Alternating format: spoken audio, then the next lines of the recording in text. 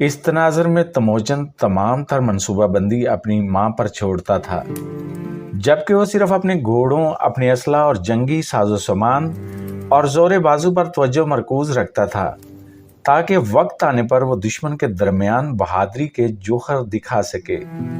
اس کی ماں فوج کی سرکردہ افسروں اور ریاستی مشیر جو اس کے گرد تھے اور جن پر اس کا خاوند یسوع اپنی زندگی میں مشوروں کے لیے تکیہ کرتا تھا، کے ساتھ مل کر منصوبہ سازی کرتی تھی۔ اس طرح تموجن کی پشت پر تجربہ کاروں کا ایک تھنک ٹینک تھا۔ انہوں نے تمام قبائل کے سرداران کی طرف پیغام بھیجے کہ وہ تموجن کے لیے دوستانہ خیالات کو جگہ دیں اور ان جگہوں کا انتخاب کریں جہاں بوقت ضرورت دستوں کو جمع کیا جا سکے۔ دوسری طرف تموجن کے ذہن میں ایک ممکنہ جنگ کا نقشہ ابھر رہا تھا۔ وہ سوتے جاگتے گھوڑے پر سوار اپنی تیر کمان سے دائیں بائیں اوپر نیچے نشانے لیتا نظر آتا تھا۔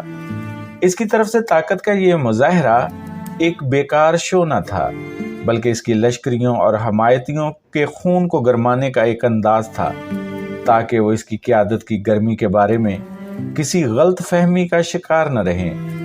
توانائی اور طاقت کا منگولوں اور ہمسایہ تاتاریوں کی مقامی زبان میں بہت سے قبائل کا ایک سردار کے ماتحت مجتمع ہونا اور دا کہلاتا تھا۔ اس لفظ سے انگریزی الفاظ کی ڈکشنری سے اردو ابھرا۔ یہ وہی اور دا تھا جس پر یاز ونکئی کی بلا شرکت غیر حکومت تھی اور اس کی سرداری اس کی موت کے بعد اس کے نابالغ لیکن جری بیٹے کو منتقل ہو گئی تھی، اور دا بہت سے علیحدہ علیحدہ قبیلوں پر مشتمل تھا جس میں ہر ایک کا اپنا ایک سردار تھا۔ یہ تمام سردار یاز ونکئی کی قیادت پر راضی تھے۔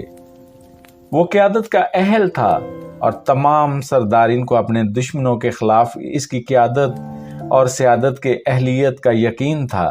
لیکن جب اس کا انتقال ہوا اور وہ اپنے پیچھے 13 برس کا ایک ناتجربہ کار نوجوان چھوڑ گیا تو کچھ سردار ان کو اس لڑکے کی قیادت کی اہلیت پر شک تھا، چنانچہ وہ بغاوت پر مائل ہو گئے۔ باغی سرداروں میں سے 2 خاص طور پر یہ تصور کرتے تھے کہ قیادت پر ان کا حق ہے اور وہ خان کے اس مرتبے کے لیے نو آموز لڑکے کی نسبت زیادہ موزوں ہیں۔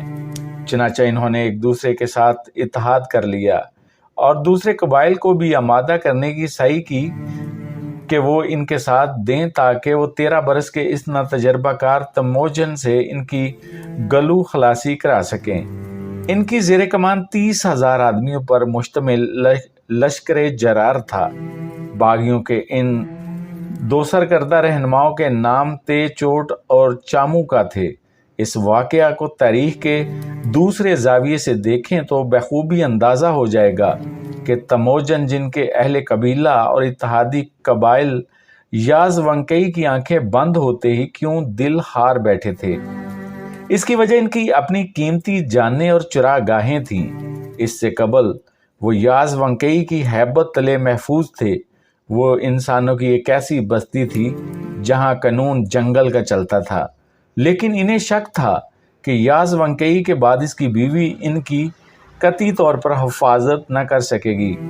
چنانچہ تموجن جب باپ کو زہر دیے جانے کی اطلاع پر پا کر پہنچا تو تمام لوگ اپنا بوریا بستر باندھ کر روانہ ہونے کو تھے۔